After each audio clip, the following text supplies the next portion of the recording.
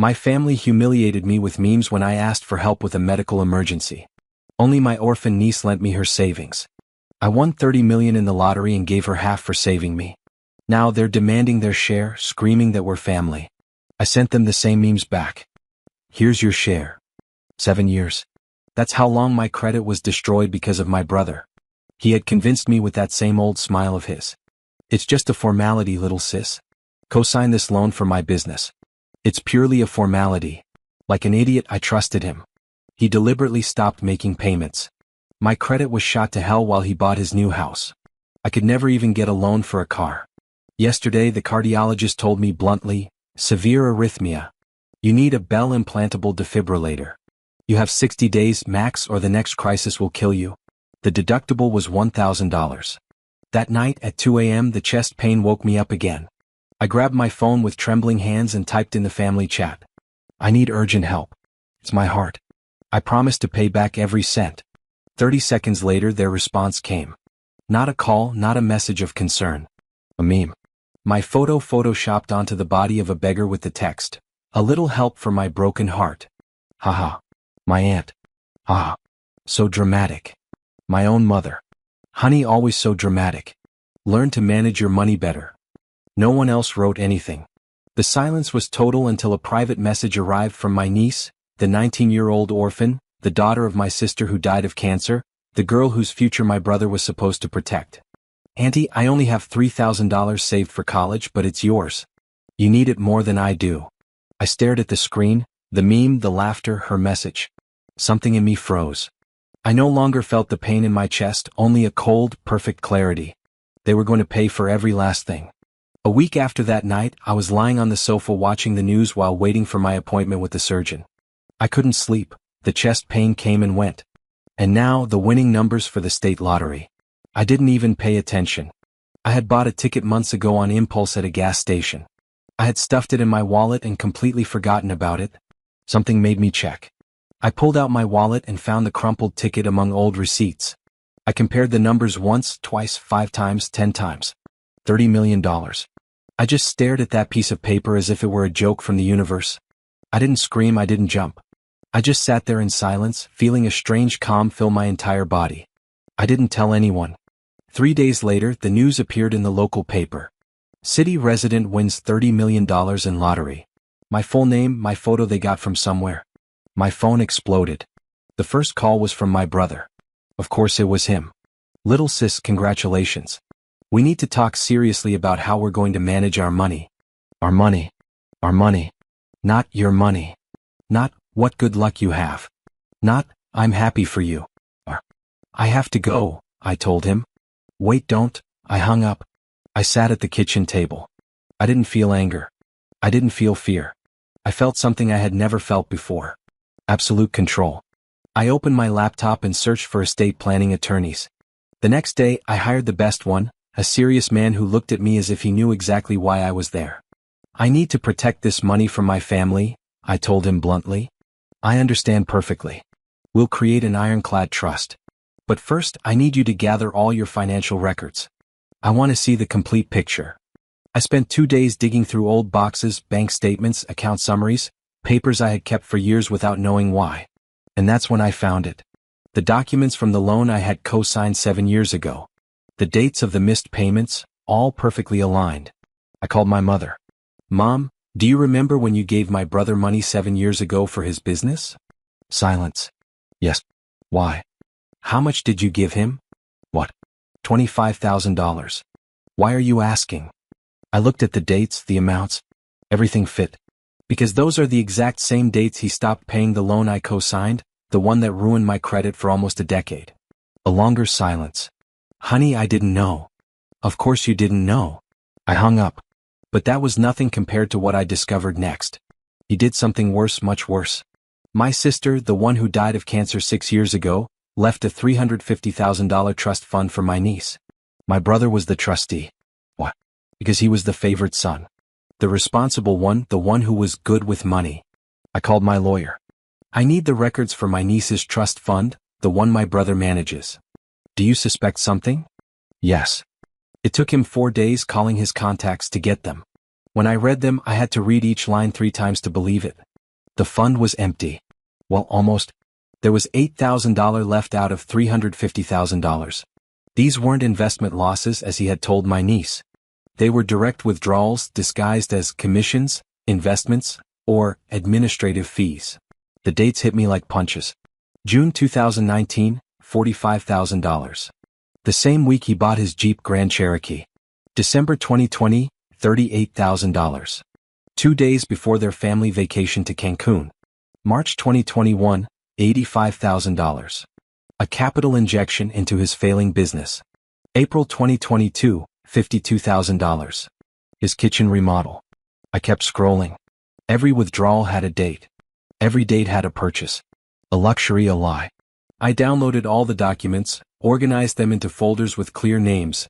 Jeep withdrawal 2019, business transfer 2021, Cancun vacation 2020. I saved them to my Google Drive.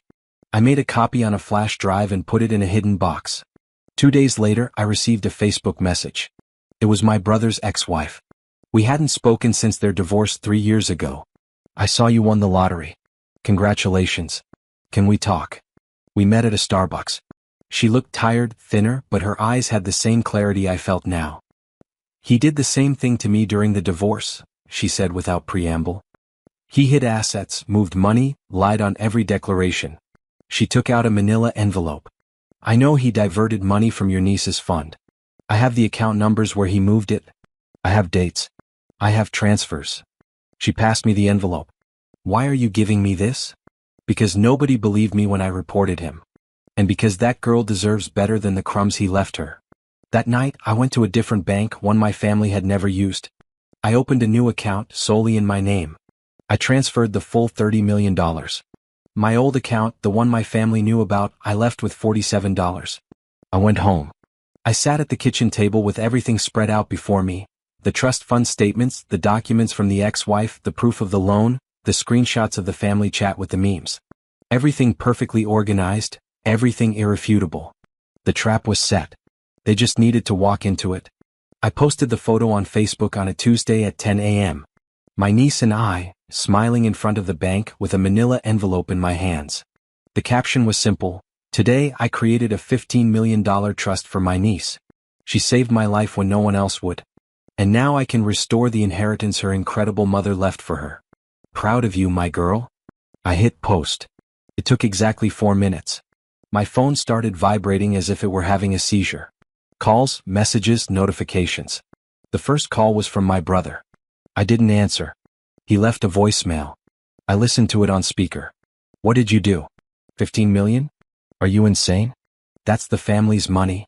Call me now or I swear. The message cut off. The recording was complete. The second call was from my mother. Honey, please tell me this is a joke. How could you do this without consulting us? We are your family. We need to talk. I had already blocked their calls. I put the phone on silent, poured myself a coffee and sat down to wait. I didn't have to wait long. At 2 p.m. someone knocked on my door. Loud, insistent bangs. I opened it. My brother was there, his face red, breathing like a bull. Can I help you with something? Can you help me? Can you help me?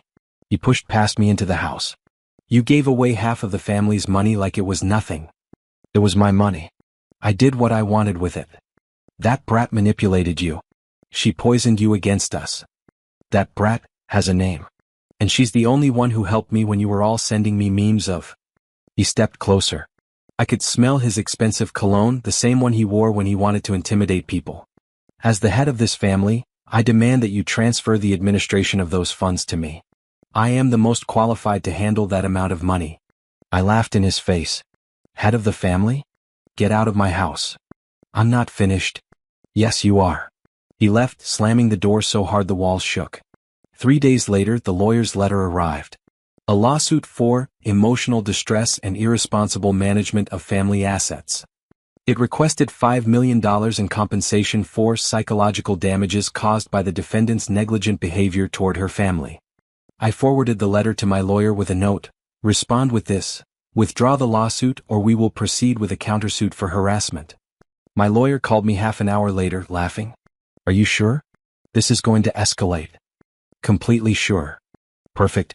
I love it when idiots dig their own graves. That night my mother called. This time I answered. She was crying or pretending to cry. I couldn't tell the difference anymore. Honey, how could you do this to us? You're tearing the family apart after everything we've done for you. Everything you've done? Mom, when I asked for help with my heart, you sent me memes, remember? That was a misunderstanding. We were joking. What a hilarious joke. I almost died laughing. Don't be dramatic. You've always been this way. Exaggerating. I took a deep breath. That phrase, the same one as always. You told me to learn to manage my money better. That's what I'm doing. Managing my money how I want. I hung up. The next day, messages started coming from distant relatives, aunts and uncles I hadn't spoken to in years, cousins who didn't even wish me a happy birthday. All asking what happened, why there was so much drama, if it was true I had become selfish. My brother was doing his work, an active smear campaign. But I was working too. I spent those days organizing everything, every document in its folder, every statement in chronological order, every date triple-checked. I spoke with my brother's ex-wife. We met at the same Starbucks. Are you sure about this? She asked. He's going to fight back. Let him try. Do you have the documents? She passed me a thick envelope, account numbers, transfer dates, everything he moved during and after their divorce, including from the trust. Why are you helping me? Because that girl deserves better than the crumbs he left her. And because nobody believed me when I reported him. I shook her hand. Thank you. Don't thank me. Bury him. I went home and stored everything in 3 different places. A copy in my safe, one on Google Drive, and one with my lawyer. Then I sent a message to everyone in the family chat. If you want to know the truth about all of this, I'm inviting you to dinner on Saturday at my house. Bring your questions. Only 3 responded that they would come: my mother, my brother, and, of course, my niece. Perfect. On Saturday they arrived on time. My brother wore a suit as if this were a business meeting. My mother wore her best suffering mother dress. My niece arrived last, her eyes swollen. She had told me she was nervous. Everything's going to be okay, I whispered to her. Trust me. I set the table carefully, poured wine, and placed my phone in the center, screen down, set to record audio. No one noticed. Thank you for coming, I said as I served the appetizer. I wanted us to talk like adults without shouting. Perfect, my brother said, leaning back in his chair. Then explain to us why you gave away our money. It wasn't our money.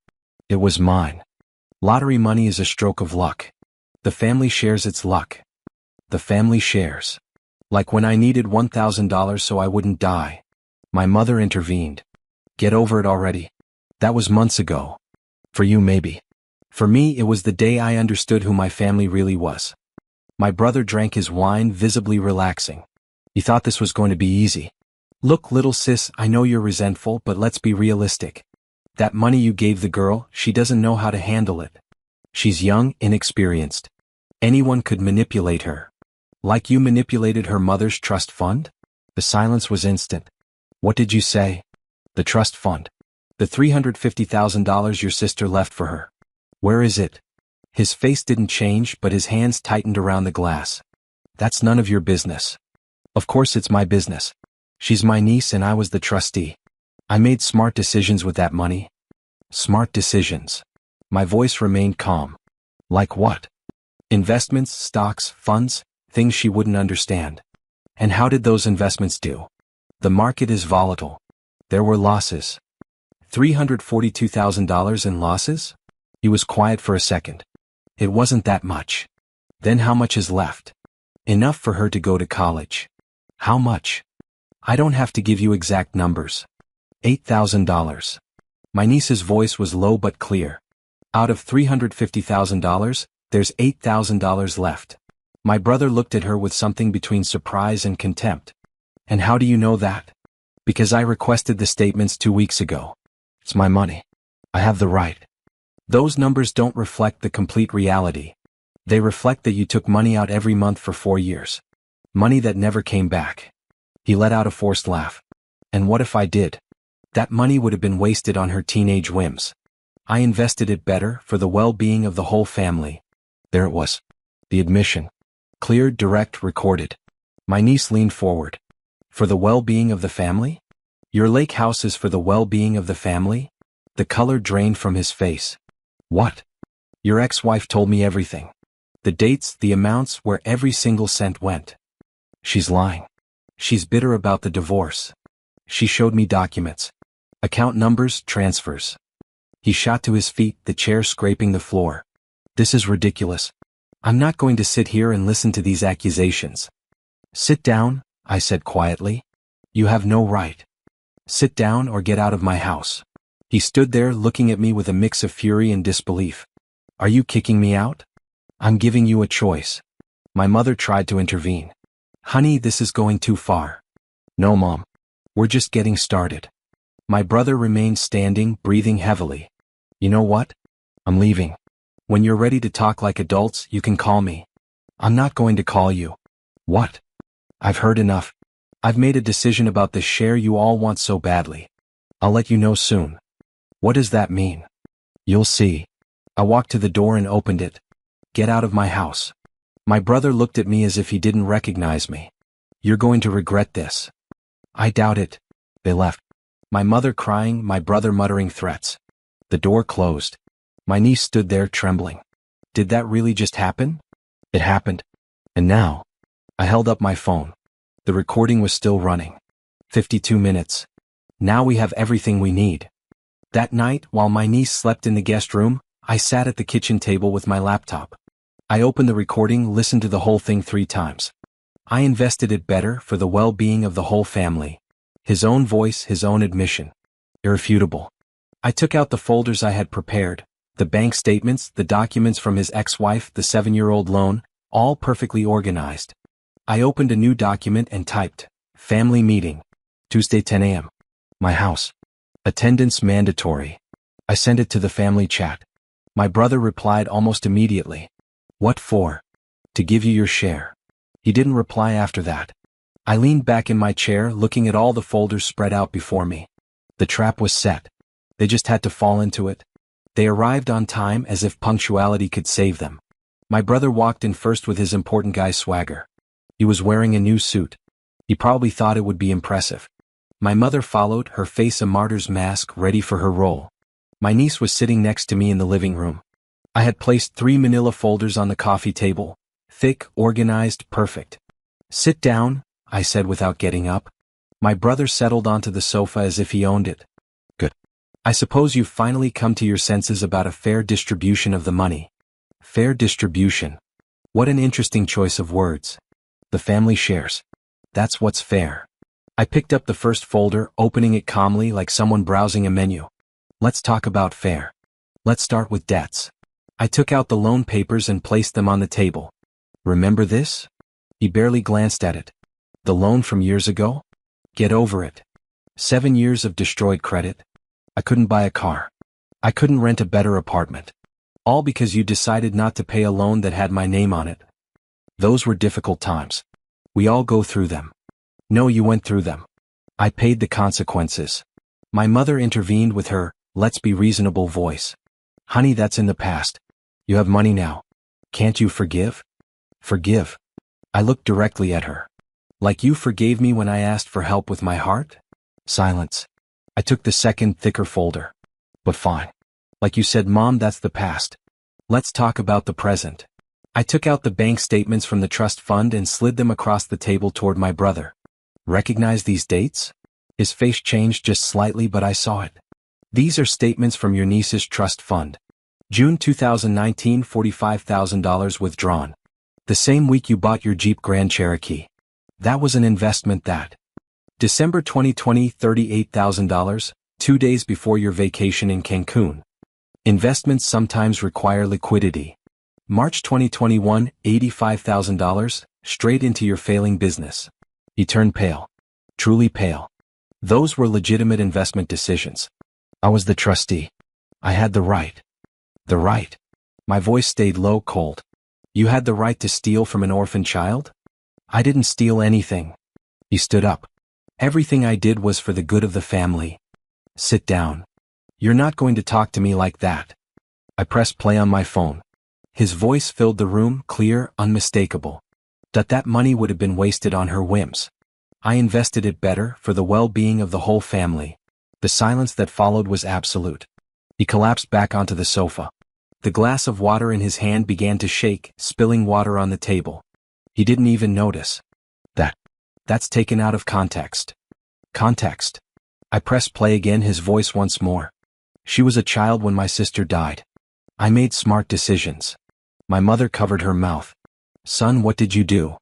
Nothing. I didn't do anything wrong. I picked up the third and final folder. These are the bank records from the accounts you used to divert the money. Your ex-wife gave them to me quite happily. I laid it all on the table, page after page after page, every transaction, every date, every cent. My brother stared at the papers as if they were snakes. She had no right to give you that. She had every right, and it gave her great pleasure. I turned to my niece and passed her all the folders. This was your legacy. The $350,000 your mother left you so you could study, travel, live, build your future. I looked her in the eyes. The decision of what to do now is entirely yours. You have my full support no matter what. My niece took the folders, held them to her chest, then looked at her uncle.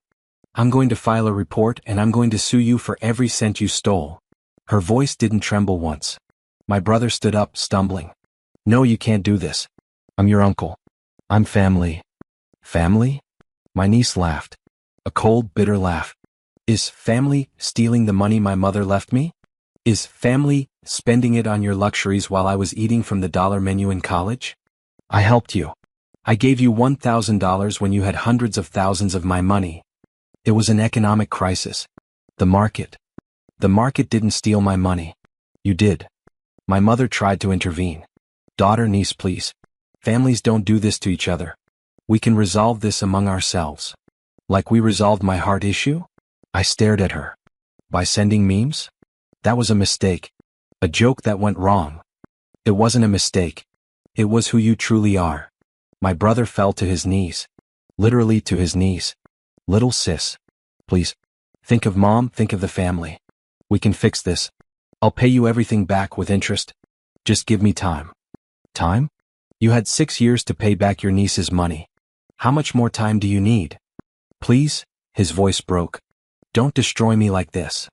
I took out my phone, opened the family chat, the same one where they had humiliated me. I found the meme, the beggar with my face. I forwarded it to the chat, but I changed the text. Here's your share of my 30 million. Their phones vibrated at the same time. My brother opened the message, looked at the screen, then looked at me. No. Yes. My mother started to cry. How can you be so cruel? Cruel is sending memes when your daughter is dying. This is justice. I stood up, walked to the door and opened it. Get out of my house. You can't do this to us, my brother began. I already have. Get out. Now. My mother looked at me with pure hatred. You will regret this. God will punish you. If God punishes anyone, it won't be me. They got up. My brother was still trying to gather the papers from the table as if that would change anything. Leave them, I said. They're copies. The originals are already with my lawyer, my niece's lawyer, and in 3 different banks. They left. My brother shuffling his feet, my mother crying, defeated. The door closed. The silence that followed was the most beautiful thing I had ever heard in my life. My niece hugged me. She was shaking. Did that really just happen? It happened. I'm scared. I was scared too. Months ago. When I thought I was going to die alone because my family abandoned me. I held her tighter. But I'm not scared anymore. And you don't have to be either. Because now it's us against the world. And we won. We stood there, hugging in my living room in my house with my peace. Outside, I heard the engine of my brother's car drive away. I didn't look out the window. I no longer cared to see them leave, I only cared that they were gone. A year has passed. My niece proceeded with the lawsuit. My brother was found guilty of embezzlement. To avoid criminal charges, he liquidated everything. The house, the Jeep, the failed business. He had to repay the entire trust fund plus damages and interest. He now works as a night supervisor in a warehouse.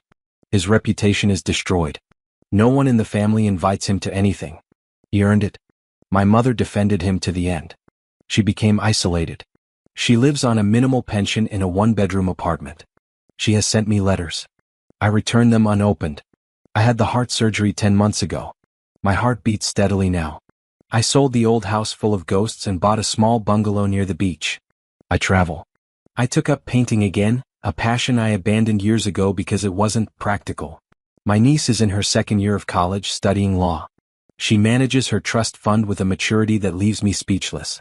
On Sundays we have dinner together, we cook, we laugh. We are the family we both chose. 2 days ago I received a message from an unknown number.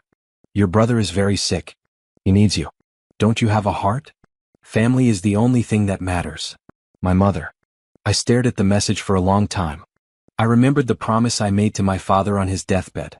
Take care of the family, he told me. A promise my mother and brother used as a weapon against me for years.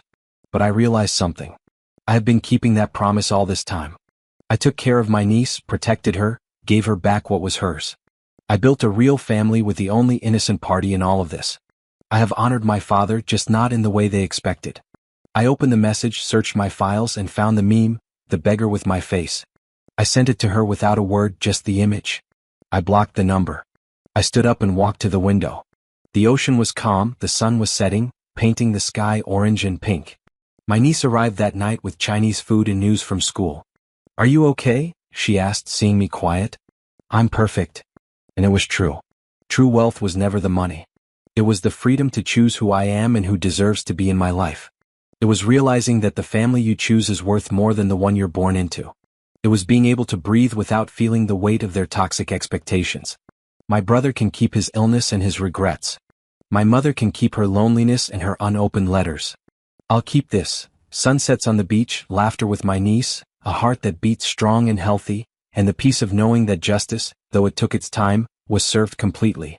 Was I too cruel sending that meme back? Or does biological family sometimes have to stay in the past, right where it belongs?